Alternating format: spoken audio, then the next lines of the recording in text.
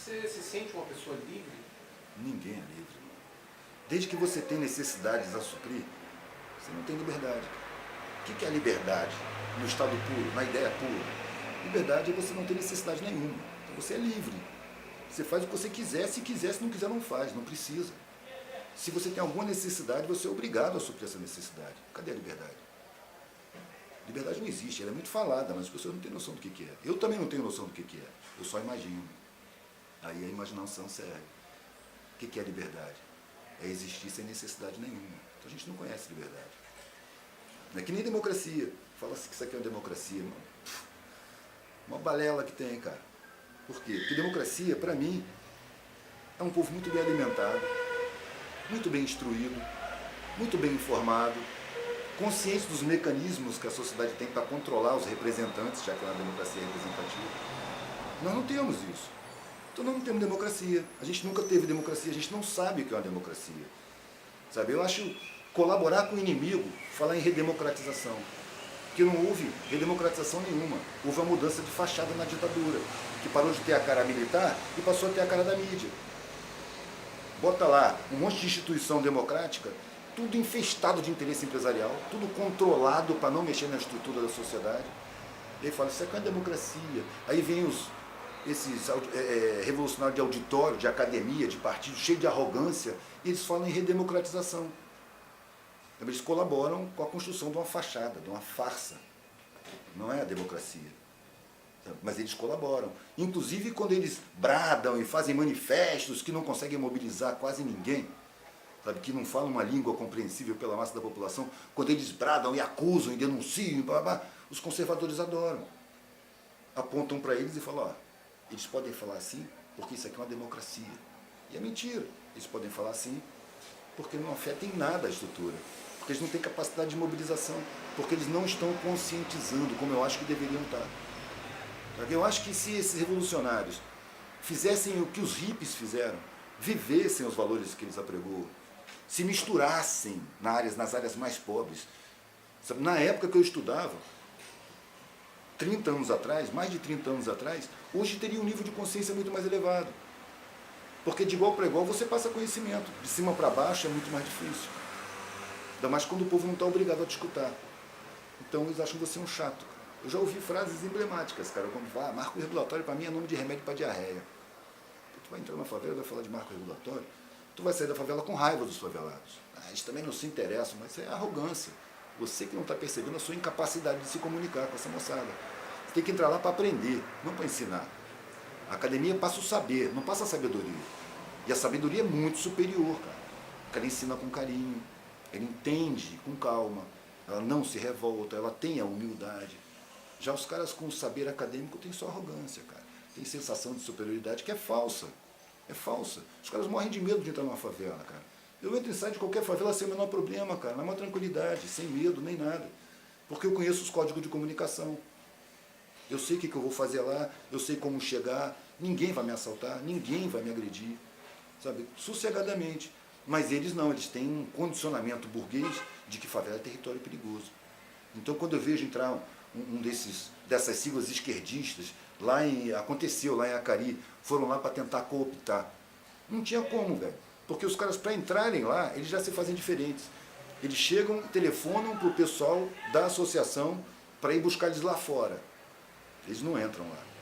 Aí os caras vão lá, buscam eles e trazem até o comitê cultural, que estava lá funcionando já sem eles, já tinha um tempão. Eles viram que estava funcionando, foram lá para tentar cooptar, botar no balaio de siglas. É outra excrescência da política partidária. Você tem que ter capital político.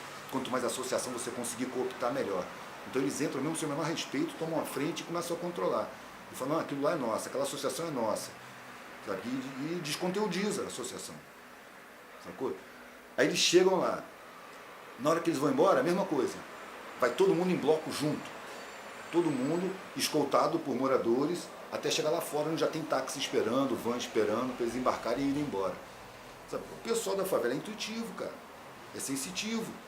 Também eles percebem que aquela gente não faz parte. Que tem medo deles, que não está integrado ali. Tem uma diferença enorme pelo vocabulário, pelo comportamento, pelos movimentos corporais, por tudo. São diferentes. e se julgam superiores. Então o nego se submete, sem personalidade nenhuma, o nego repele, rechaça e não deixa. Foi o que aconteceu em Acari, o pessoal tem personalidade. Agora eles criaram muitas intrigas, tentando cooptar, jogando quem estava resistindo contra quem queria aceitar. Porque os caras fazem que nem os europeus fizeram com os índios, chegam dando presente. Uma serigrafia para vocês e tal, daqui a pouco está dizendo como é que tem que ser, o que, é que tem que fazer, tem que tirar o nome revolucionário do comitê, porque senão não vai conseguir verba pública. Pô, tá chegando com o troço andando, já quer tomar a direção da parada? É a costumeira falta de respeito dos acadêmicos. A sensação de superioridade faz com que eles cheguem lá querendo ensinar. Eles não têm condição de ensinar nada, porque eles antes teriam que aprender, chegar com humildade, conviver. É uma provocação que eu faço com esses revolucionários, pelo menos os mais novos, que não estão com o cérebro lavado e enxaguado, mas estão em processo. Pelo menos você se sente revolucionário. Vai morar numa favela, cara. Passa lá 3 anos morando, cara. De boca fechada, aprendendo, orelha aberta, olho aberto. Percebe como é que tem sabedoria por ali, como é que tem saberes que se desenvolvem. Percebe a capacidade de superação dessa gente, que eles mesmos não percebem, condicionados pela mídia, porque dentro da casa deles tem uma televisão dizendo para eles que eles são inferiores. Pela televisão você só vale o que você pode comprar. Você vale o seu patrimônio. Pela televisão e pela sociedade. Pega uma delegacia de crime contra o patrimônio e compara com a delegacia de homicídios. Em qualquer cidade. Em qualquer cidade, velho. A delegacia de crime contra o patrimônio é muito superior. Maior, tudo funcionando. A de homicídios tem infiltração na parede, tem camburão quebrado, computador que não funciona, os policiais são mal-humorados. Por quê? Porque na nossa sociedade o patrimônio vale mais do que a vida. É assim que a gente está vivendo. É só angústia, velho. É só angústia. Esses sinais estão aí, a população não sabe, mas sente. Agora os acadêmicos são soberba, veem a coisa deformada e dizem, essa que é a verdade, essa que é a realidade. Sabe, historicamente eles nunca canalizaram as energias das massas. Eles disputam entre si de uma forma animal para tomar o controle da massa. E eles não têm condição de tomar controle nenhum. Eles formam grupinhos que são estéreis e servem ao sistema, que cria a impressão de que é uma democracia. Pegando esse ponto, o que está acontecendo no Brasil nesse momento, nesse instante político? Na sua visão, o que está acontecendo que as massas foram para a rua, todo esse processo? Velho, a maior parte da massa que foi para a rua foi a classe média, né? As classes médias, não é uma classe média só, são várias camadas de classe média. Foi o pessoal escolarizado, foi o pessoal, não foi o pessoal da base, que carrega pedra, que transporta cimento nas costas. Não foi. Os movimentos de esquerda começaram a querer tomar pé nessa movimentação agora. Né? Decretaram greve geral, aí você vê que são as organizações de esquerda, os sindicatos, o MST, sabe? Mas onde é que eles estavam durante as manifestações? Estavam fora, cara. Estavam tão pasmos quanto os políticos convencionais, sem entender o que estava acontecendo. Como é que um movimento contra 20 centavos de aumento virou essa movimentação avassaladora? Como, cara? Tá todo mundo abafado, velho. A vida tá uma merda. As pessoas já estão olhando para o mundo e não gostando do que estão vendo. Antigamente você olhava para o mundo, não gostava, mas fazia força para se enquadrar. Agora as pessoas já estão sofrendo isso e os mais novos estão vendo os mais velhos sofrendo essas pressões e estão dizendo, não quero participar, não sabem como agir. Vão para as manifestações e explodir, botar para fora, extravasar, fazer o que o antidepressivo faz nos mais velhos. Eles vão para a rua. É isso que está acontecendo. Agora, com essa movimentação, mudou tudo, cara. Eu escuto a voz do Brasil. Não conheço ninguém que escute, velho, mas eu escuto. Então, depois dessas manifestações, eu fiz mais questão ainda. Sabe, tem uma parte que trata do Congresso. As sessões estão todas frequentadas, cara. Quase não tem falta. Passou um monte de lei que estava encalhada lá. O voto secreto está sendo posto em pauta. O voto secreto na votação de cassação de deputados denunciados já está proibido. Não rola. Passou. Não passava, cara. Agora estão estendendo isso para eliminar o voto secreto. O cara que é meu representante, ou seria, o seu representante de quem votou nele, não tem direito a ter voto secreto. Eu tenho que saber em que ele está votando. Não tem essa de voto secreto. Aliás, eu acho que um cara que se propõe a ser uma pessoa pública, um representante de coletividade, ele não tem que ter nada público, velho. Ao contrário, não tem que ter nada privado, tem que ser tudo público. As contas, os patrimônios. A única privacidade que ele tem que ter, velho, é no banheiro e na cama dele. De resto, tem que ser tudo público. Se o cara quer privacidade, então não tem que se candidatar porra nenhuma. Se o cara vai se candidatar, tudo dele tem que ser público. Tudo. Inclusive a campanha eleitoral dele. tem que ser pública. Porque o que acontece é que o cara se fecha com um patrocinador, um grande empresário, e ali ele amolda todas as propostas deles ao interesse de quem vai bancar. Não me esqueço o diálogo que vazou aí, que a Polícia Federal pegou do dono da Delta, conversando com outro empresário. Eu só ouvi essa parte, cara, e depois sumiu, foi uma vez só, deve ter despedido até o jornalista que botou no ar. O cara dizendo assim, cara, você não está entendendo, eu botei 30 milhões na campanha eleitoral do governo e só nesse primeiro ano eu já recuperei 300 milhões em obras públicas. Porque na situação que a gente se encontra, velho, não tem uma obra pública que não seja superfaturada. A própria questão dos transportes é uma caixa preta, né? Não pode ser mexida porque ela é financiadora de várias campanhas. Pois é, outra coisa que passou foi a proposta que surgiu de auditar os transportes públicos, fazer uma planilha de custos e determinar qual é o preço com base num lucro decente. Existe uma pressão enorme ao contrário, sacou? Dentro do Congresso. Os lobbies deles são fortes pra caralho, eles bancam um monte de campanha. Agora, o pavor deles, dos políticos, inclusive os financiados pelos empresários, é o povo na rua, é o movimento da massa. Aí eles se borram todos. Velho. E qual é a sua opinião sobre o vandalismo? São grupos, velho. São grupos, e não tem uma origem só. Tem os de origem ideológica, né? Neonazistas, tem os os skinheads. Eles se dizem anarcopunks, né? Os skinheads? Não. Não, é diferente. Tem os ideológicos, tem os revoltados, motivo para revolta não falta. Né? Tem os pressionados, tem os de índole violenta também. Aí entra as torcidas de futebol, gente que gosta de pancadaria. São focos que acabam sendo cooptados. Quando os conservadores perceberam que não podiam dispersar com a polícia, que estava aumentando cada vez mais, falaram, então não vamos mais atacar, vamos infiltrar. Infiltraram com os violentos, estimulados com um monte de P2, que foi lá para a violência mesmo, para insuflar a violência, e a massa alienada, cara. Aí você vê um monte de propostas chegando que não tem nada a ver com a realidade, são propostas vazias, contra a corrupção. Eu nunca participei de uma passeata contra a corrupção, porque ela focaliza o político. E a corrupção não começa no político, ela termina no político, ela começa nos grandes empresários, que já corrompiam antes, que corrompem o parlamento desde que ele foi criado por Dom Pedro. Os cafeicultores, os latifundiários, os mineradores sempre corromperam o Congresso. Sempre. O parlamento sempre foi um balcão de negócios. E passa de pai para filho. Agora o político muda. De mandato em mandato. Ele pode mudar. E se mudar, os caras continuam corrompendo. Então, a corrupção tem que ser atacada no corruptor. O corrupto é consequência, cara, da estrutura social. O problema da sociedade, velho, é muito mais estrutural. A estrutura que a sociedade foi formada privilegia punhados e sacrifica multidões. É assim que a gente está. Sendo sacrificado em nome de punhados. São banqueiros, mega empresários. O mesmo punhado de sempre, velho, a dinastia. Muitas dinastias. E talvez uma forma de mudar essa estrutura seria o quê? A postura do indivíduo mesmo perante as coisas? Ou você acredita numa organização, ou num líder, alguma coisa assim? Não tenho visto nenhuma organização que eu ponha fé. Pode ser que aconteça, mas até agora eu não vi nenhuma com consistência mesmo. O que eu faço é a minha postura individual, velho. Consumir só o que eu preciso, não competir com ninguém, sabe? Não discutir insultando. Eu vou mudar o meu comportamento. Vou ser aquilo que o Gandhi falou. Pretendo ser a mudança que eu quero no mundo. Então eu procuro desenvolver a minha honestidade, a minha solidariedade, desenvolver em mim o que eu acho que precisa ser desenvolvido na sociedade. Porque a sociedade é feita de indivíduos. Afinal de contas, ele é o princípio das coisas. Se eu não me sinto capaz de mudar a sociedade, então eu vou ser como eu quero que a sociedade seja. Sabe? E isso aí eu decidi com 19 anos de idade. E eu estou vendo dar frutos agora. Quando filmaram lá eu falando na calçada, coisas que eu falava já há 20 anos, e publicaram no YouTube e eu achou que era o máximo. E não é o máximo, é o mínimo. Está na cara. A vida é uma merda. Você está submetido a uma vida de merda. Seus objetivos são plantados. É constituir patrimônio, é conseguir consideração social. Olha para a sociedade, velho. A visão de um miserável devia envergonhar todo mundo. Que sociedade é essa?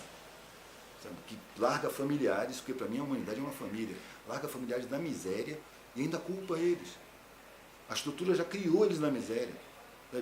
Para mim isso aí é intencional.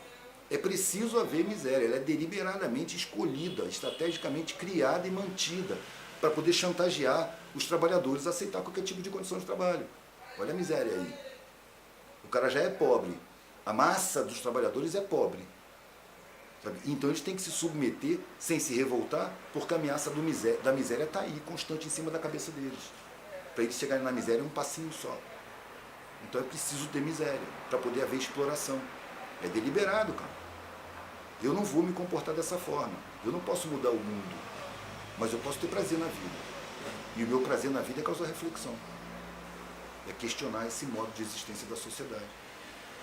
Eu sei que nada está parado, tudo está em mutação constante. Daqui a 200 anos, o período de hoje vai estar sendo estudado pelos historiadores. Eu tenho a impressão que coisas como o controle da mídia, das comunicações, sabe, a guerra às drogas, essas coisas vão ser estudadas, velho, com calafrios, pela maldade intrínseca na existência dessas coisas, sabe? Vai ser estudado como hoje os historiadores estudam a Inquisição. Uma coisa tenebrosa.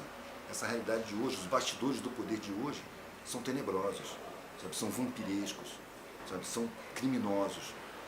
Crime contra a humanidade constante o tempo todo, cara. Crime contra as massas, velho. Muita morte. Os laboratórios criando doenças para poder vender remédio. Descobrindo remédios e escondendo, porque não é para acabar com essas doenças que consomem tantos remédios. Sabe? Isso é tudo criminoso, cara. A gente está vendo. Olha a indústria de alimentos, cara. Não merecia ter esse nome, porque envenena os alimentos. Tira o que presta, mete um monte de coisa que não presta, que dá doença, que dá câncer. É como se tivesse uma sociedade com a indústria farmacêutica, adoece as pessoas com a alimentação e depois você vai comprar remédio. Combate a agricultura orgânica, combate todo o plantio familiar, porque o negócio é latifúndio, é produção em grande escala, que eles falam para alimentação, mas não é, é para a indústria. Então, eu fico pensando, o arroz integral mesmo, que passa por bem menos processos do que o arroz branco, ele consegue ser mais caro do que o arroz branco. Não dá para entender isso também, né? É porque ele é direcionado a uma classe esclarecida. Como ele é direcionado a uma classe que pode consumir, que pode pagar, então você paga pela informação. Se você for numa beneficiadora de arroz, lá onde eles levam o arroz para descascar e depois polir, se você pegar ele depois de descascado, você tem ele integral. E você compra ele muito mais barato do que o branco. Mas no processo de comercialização, vai depender da classe a qual se dirige. A massa come do branco, então o branco é mais barato. Os informados comem do integral, então o integral é mais caro, pela informação que ele carrega. Agora, você vai no médico, você está com deficiência de vitamina B, ele jamais vai falar, come arroz integral, porque tem todo o complexo B na película. Come triguilho, quibe, essas coisas tem todo o complexo B. Ele não vai falar isso. Ele vai falar, toma aqui, ó, vai na farmácia e compra um complexo B para você. Sem pensar que com isso, ele está diminuindo a capacidade daquele corpo, daquele organismo, de extrair as vitaminas do alimento. Porque o corpo acostuma com a vitamina pura. Então o esforço de retirar da alimentação diminui. Ele acostuma com aquilo. E aí a pessoa, mesmo comendo um alimento com vitamina, o corpo não extrai, porque está acostumado a receber a vitamina pura da farmácia. Cria uma dependência. É outro processo criminoso. A criação de dependência, cara. Dos remédios, de tudo. Da alimentação industrial. Você vê que as coisas estão sendo concentradas. Antigamente tinha um monte de quitanda, mercearia, um monte de produtor que vinha das periferias vender suas coisas. Acabou, não existe mais. A concentração dos supermercados, né, dos Walmarts da vida, também eliminou o pequeno comércio. O pequeno comércio, economicamente, é muito mais interessante para a sociedade, porque ele é que dá emprego, dá trabalho, distribui renda. Concentrando, a renda vai para a mão dessas famílias, esses punhados regionais, nacionais e internacionais. São punhados que dominam punhados, enquanto que a massa fica aí, amorfa, acéfala, explorada até o talo, vivendo uma vida de merda e ameaçada pelas forças de segurança. Se você não se conformar, você vai apanhar. Eu fiz algumas entrevistas com alguns desses jovens que estão na rua, assim, né? A primeira decepção que eu tive é isso, que são pessoas que têm um capital social, né? Talvez pelas condições de vida mesmo, puderam ter uma visão mais crítica. Tem a ver com a internet também, o acesso à informação que hoje é um filtro, tem alguns filtros a menos do que o da TV, né? E, em geral, o que eu sempre ouço é isso, um pouco a ideia, o pessoal gosta de usar essa palavra apartidário, né? Mas na verdade eu acho que vai além disso, acho que é um simples entendimento de que direita e esquerda são polaridades de uma forma de ver, de pensar o mundo que já não funciona, que já está falida, que já não cabe mais, né? Porém a esquerda critica muito esse posicionamento dessa juventude, dizendo assim, então você é contra partidos políticos, então você está a favor do quê? Do regime de exceção, da ditadura, né? Onde não há partidos políticos. Quer saber, você enxerga assim, como você enxerga essa questão da esquerda e direita? Não, eu vejo muito diferente. Eu não sou contra partido. Eu percebo a ineficiência deles. A própria estrutura político-partidária, eleitoral, foi conformada para não funcionar, para não ameaçar a estrutura. Quem é que fez as leis, velho? Foram legisladores, eleitos, com dinheiro de empresário. Tudo que regulamenta a política partidária, ela impede mudanças reais. A política, do jeito que ela está aí, a política profissional, a política partidária, ela só tem o poder de mudar cosmeticamente, muda a fachada, não toca na estrutura. E eu acho que o problema é estrutural. Eu não sou contra a política partidária, só acho que ela não funciona. Não foi feita para funcionar, foi preparada para não funcionar. Sabe? E esses caras são cegos, velho. Eles só enxergam a política partidária. Não enxergam outra maneira. A democracia direta não passa pela cabeça deles. Sabe? Porque é preciso conscientizar. Eu acho que a grande preguiça, a grande ineficiência das esquerdas, é não se propor a conscientizar. Eles querem doutrinar. E eles não conseguem. E não desistem. Deve ter alguma psicopatia envolvida aí, velho. Porque os caras estão insistindo numa coisa que não funciona há décadas, velho, séculos. Eles não conseguem canalizar as energias das massas. Porque não tem a humildade de se igualar com as massas. Desde Marx, cara, que ele sempre achou que tinha que ter gente preparada para liderar as massas, para conduzir as massas. Acho essa ideia super desrespeitosa. As massas têm que ser abraçadas, conscientizadas. Nós somos as massas, nós temos que nos misturar, acabar com isso, esse condicionamento de que o acadêmico é superior. Sabe? O nome do curso já é superior, é um condicionamento. Então essas esquerdas que dizem contestar os valores vigentes vão lá e assimilam os valores vigentes, se sentem superiores quando estão dentro da academia. Peraí, baixa a bola, imagina que sua casa caiu e que não tem ninguém para te ajudar. Você vai superar do mesmo jeito que um pobre supera? Não vai, cara. É preciso criar respeito pelos mais pobres. Um respeito que eles mesmos são levados a não ter por si. Eles são impregnados de baixa autoestima, porque eles são perigosos se tiverem autoestima. Eles são impregnados de um sentimento de inferioridade, de impotência, porque o sistema morre de medo deles. A consciência da população é o pesadelo dos dominantes. E, no entanto, essas esquerdas aí nunca se propuseram a conscientizar com humildade. Vai lá, mora no meio deles, cara. Larga seu grupo, são inseguros, estão sempre em grupinhos. Sabe, eu fui sozinho pro meio da galera, sacou? Aí eu exerço um pouco de arrogância também. Se eles tivessem feito o que eu fiz, e fossem levar suas ideologias para dentro da massa, morar nas periferias, ser da periferia também, de igual para igual, aprendessem com humildade e depois começassem a falar, mas na língua que as pessoas falam, porque eles teriam que aprender primeiro, hoje a situação seria outra. Teria muito mais consciência, porque o poder multiplicador da massa é incrível. É um contando para o outro. E a comunicação deles não é verborrágica como nas academias, não, é monossilábica, é muito gestual, fisionômica, é muito mais intuição do que razão. Então você fala do que o outro sente, o outro identifica o que você está falando, sem você precisar se expor muito, sem você precisar de muita explicação. É preciso tirar a razão do patamar que ela foi colocada. A razão não é o top da humanidade, não é o máximo que a humanidade tem, não, é o sentimento que é. Você com a razão, você se torna capaz de muita crueldade. Você com o sentimento, você é incapaz de qualquer crueldade. A razão tem que assessorar o sentimento, tem que assessorar a intuição. Mas as academias fabricaram essa ideia de que a razão é o máximo que nós temos. A razão foi usada pelos nazistas, a razão foi usada para massacrar, para assassinar, para deslocar. A razão foi usada na União Soviética, nas experiências sociais. Você vai nas repúblicas periféricas, todas elas odeiam o socialismo, porque foram vítimas da soberba acadêmica, da soberba dos dirigentes que iam fazer deslocamentos populares. Tira a população daqui, põe para lá, tira aquela de lá, põe para cá. E aí precisava usar um monte de tirania. Porque tinha aquela ideia soberba de que a população não sabe o que é bom para ela, nós é que sabemos. E só perder espaço, mano. Conheço um cara daqui de Niterói que viajou, Letônia, Ucrânia, ele falou que lá você arrisca apanhar quando você fala em socialismo, porque todo mundo odeia. Por quê? Arrogância, velho. arrogância. Se tivesse humildade, você ia ouvir as pessoas, você ia respeitar as pessoas, você ia consultar as pessoas a respeito do que você vai fazer com elas. É que você ia realmente pensar no bem-estar das pessoas. Mas não, você acha que o bem-estar dela vem porque você calcula isso e aquilo, você sabe tal e outra teoria, e aí você impõe. Não, eles reagem porque são ignorantes. Eles reagem porque estão sendo violentados, cara.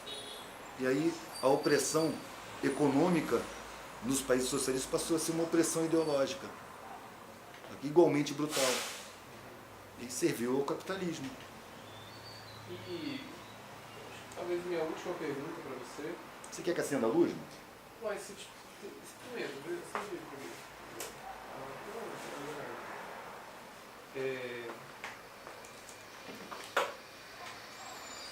Talvez assim é o